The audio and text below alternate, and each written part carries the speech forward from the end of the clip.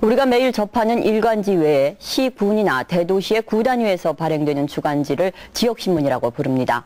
현재 전국에서 대략 300여 개 지역신문이 발행되고 있는데요.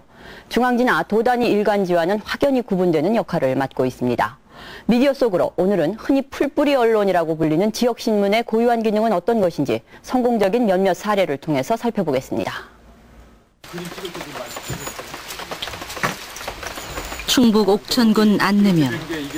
과수원을 하는 유기룡 씨 부부는 지난달 말에 내린 서리 때문에 냉해를 입어 올해 사과 수확량의 절반 이상을 포기해야 할 처지에 놓였다. 이게 열매 될 건데 이게 다 이렇게 많지면 쏟아져요, 이렇게 그냥. 지난 1일자 주간 옥천신문은 지역 농민들의 냉해 상황을 일면 머릿기사로 상세하게 실어 행정당국의 적극적인 대책을 촉구했고, 기사가 나간 뒤 군청에서도 구체적인 피해 현황을 조사하기 시작했다. 저는 뭐 농사만 짓고 있어갖고 아무것도 모르는데 이렇게 지역 신문이 이렇게 와서 취재를 한다는 게 중앙이나 서울 같은 데서는 올 수가 없는 문제 아니에요.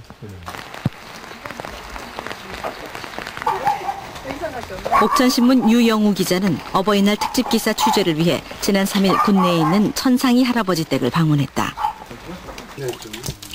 올해 7순의 나이지만 벌써 여러 해째 거동을 못하는 93살의 아버님을 혼자서 봉양하고 있다. 앉으세요. 옆에 앉으세요. 네. 어디 불편하신 데 없으세요?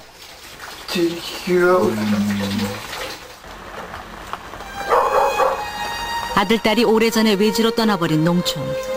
아무도 돌아보지 않는 고령의 쓸쓸하고 힘겨운 삶이 어버이날을 맞이하는 풀뿌리 신문의 취재 대상이다. 현장에 있는 주민들의 목소리를 많이 담아낼수록 신문은 더 살이 쪄지고 유익해진다고 보거든요. 그러니까는 서울이나 서울 중심적으로 이루어진 언론 형태에서 소외받을 수 있는 그런 얘기들을 저희가 충분히 좀 담아내려고 노력을 하고 있고요. 인구 5만 9천 명, 2만 가구 남짓한 옥천에선 늘 내고장 소식, 가까운 이웃의 이야기가 실리는 지역신문의 판매 부수가 다른 일간지보다 3배 이상 많다. 적어도 지역 안에선 이미 가장 영향력 있는 언론 매체로 자리를 잡은 것이다. 신문이라는 것은 뭐 대단한 사람들이나 아니면 특별한 일이 있어야지만 나오는 걸로 알고 있는데, 뭐 지역의 뭐 조그만 소모임이나 아니면 동아리 활동이나 이런 것까지도 이렇게 인터뷰도 해주고 같이 소개도 해주고 그러니까 이게 주민하고 멀은 것이 아니라 우리가 일상적으로 하고 있는 일들을 같이 다뤄서 여럿이 같이 느끼는 좀 그런 의미로서 지역신문에 좀 강점이 있는 것 같습니다.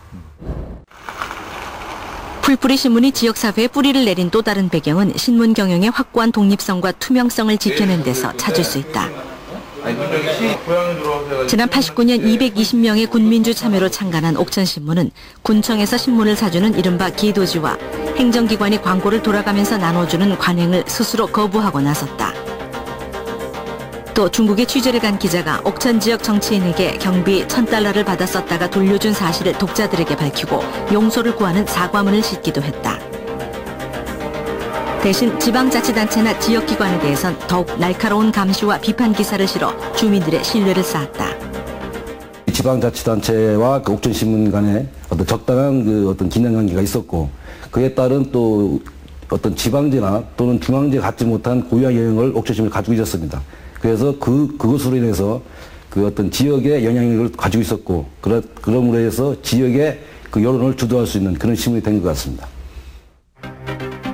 이 신문은 늘 일면에 그 주의 인쇄 부수와 배포 부수를 정확히 공개한다. 월 5,000원을 내는 고정 독자가 3,500명을 넘는다. 매일 수입과 지출 상황을 정리해 공개하는데 구독이나 광고 신청 내용을 하나하나 알 수 있을 만큼 단순 명료하다. 투명한 경영 공개, 주민의 목소리를 담은 분명한 보도가 호응을 얻으면서 행정기관의 홍보성 광고 대신 지역 독자들의 구독 신청과 소박한 광고로 안정된 경영 기반을 마련했다. 처음에는 과연 해낼 수 있을까? 이제 취재 단계에서 그런 이제 그 의문들을 가졌던 분들이 의외로 많았는데 이게 이제 한 번, 두 번 이 반복되는 과정을 통해서 그 주민들의 그 신뢰가 차곡차곡 그렇게 쌓여가는 것을 저희들이 확인할 수 있었죠. 그런 그 기사가 한 번씩 나갈 때마다 자발적으로 그 구독 신청을 하고 뭐 이제 이런 것들이 확인됐던 거죠. 지역 출마자에 대한 구체적인 정보가 크게 부족했던 17대 총선에서 풀뿌리 언론은 그 고유한 역할의 필요성을 잘 드러냈다. 그 대부분의 유권자들이 자기 지역에서 출마한 후보자들에 대한 뉴스는 거의 접하지 못하고요. 언론이 전국 뉴스를 제공하는 데는 비교적 충실하지만 각 지역마다 다른 자세한 정보들은 제공하지 못하고 있다는 거죠. 지역신문들은 지역구의 개별 후보에 대한 상세한 인물 정보와 함께 농업정책 등 주민들의 관심 분야별로 정책 비교 정보를 제공해 중앙 언론의 공백을 훌륭히 메워냈다. 대부분 10명도 안 되는 적은 인원으로 신문을 내는 지역신문의 우선 과제는 안정된 경영 여건을 갖추는 일이다. 풀뿌리 신문 운영자들은 경영 안정을 힘들게 하는 요인으로 일간지 중심으로 돼 있는 각종 법률 차별 조항을 지적한다. 이를테면 우편료 인하 문제라든지 또는 각종 공고나 조례, 그 행정 광고들을 일간신문에만 하도록 돼 있는 거라든지 모든 관련 그 제도적 법률 자체도 일간신문에 유리하도록 편향돼 있다는 문제입니다. 언론계에선 오는 9월 지역신문발전지원법 시행을 앞두고 논의가 한창이다. 풀뿌리 신문들은 일간지와의 제도적 차별을 줄이는 노력과 함께 분명한 기준을 통한 지원이 필요하다고 강조한다.